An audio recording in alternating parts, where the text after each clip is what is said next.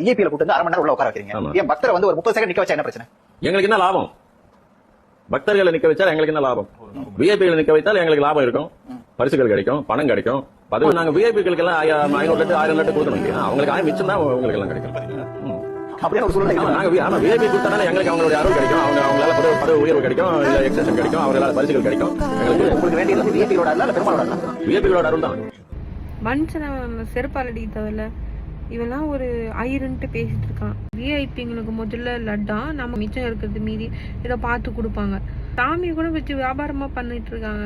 மக்கள் வந்து ஒன்று புரிஞ்சுக்கணும். சாமி வந்து நீங்க வீட்டுல கும்பிட்டாலும் அது சாமி தான், நீங்க போய் திருப்பதியில கும்பிட்டாலும் அது சாமி. யாருக்குமே துரோகம் இல்லாம மனசார நினைச்சு வேணீங்கன்னா சத்தியமா சொல்றா அது நடக்கும். அது கடவுள் செய்யறாரா இல்ல இயற்கை பண்ணுதான்லாம் எனக்கு தெரியாது. ஆனா அது எனக்கு நடந்திருக்கு. அதனால ஒரு வாட்டி 2 வாட்டி இல்ல நிறைய வாட்டி நடந்திருக்கு. அதனாலதான் நான் சொல்றேன். பாத்தீங்கன்னா நானுமே 2-3 கோயில் அவாய்ட் பண்ணிருப்பேன். இந்த மாதிரி தான். எப்படின்னா இப்போ நம்ம ஒரு கோயிலுக்கு போறோம் அப்படின்னா நிக்கிற நம்மள வந்து லூசுங்க பணக்காரங்க வருவாங்க, நேரத்துன்னு போய் காட்டுவாங்க. அதெல்லாம் பார்த்தா எனக்கு செம்ம காண்டாயிடும். அதனாலதான் நான் திருப்பதியே வெறுத்தேன். திருப்பதிக்கு நான் போவேனே தவிர ஆனா உள்ள போய் சாமி பார்க்கணும் எனக்கு சுத்தமா இன்ட்ரெஸ்ட் இல்லை. எங்க வீட்டுல ஃபோர்ஸ் பண்ணுவாங்க வா வான்னு சொல்லிட்டு. அதனால ஏனோ தானோன்னு போவேனே தவிர மனசு நிறைஞ்சு நான் போனதே கிடையாது இது வரைக்கும் திருப்பதி சாமி பார்க்கறதுக்கு. நெக்ஸ்ட் ரீசெண்டா எங்க ஊர்லயே ஒன்று நடந்தது. திருவிழா வந்துச்சு. லைன்ல நின்றுட்டு இருக்கோம். பணம் இருக்கிறவங்க ரிச்சா இருப்பாங்களா அவங்கள மட்டும் கூப்பிட்டு போயிட்டு சாமி காமிக்கிறாங்க.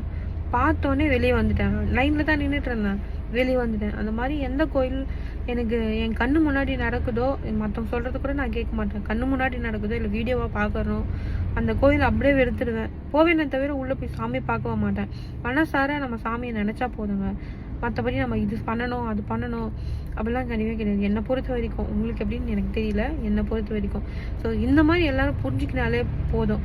நம்மளாம் திருப்பதிக்கு போகிறதுனால தான் இவ்வளோ இலக்காரமாக பார்க்குறாங்க. நம்மளாம் போக வந்துட்டா பணம் வந்து எப்படி கொட்டும் அவங்களுக்கு. ஸோ புரிஞ்சுக்கோங்க, அவ்வளோதான். இதெல்லாம் சாமியாக பார்க்கல, சாமியவே ஒரு வியாபாரமாக தான் பார்த்துட்டு இருக்காங்க. அப்படி இருக்கும் உங்ககிட்ட நம்ம இப்படி இருக்கிறது தப்பே கிடையாது.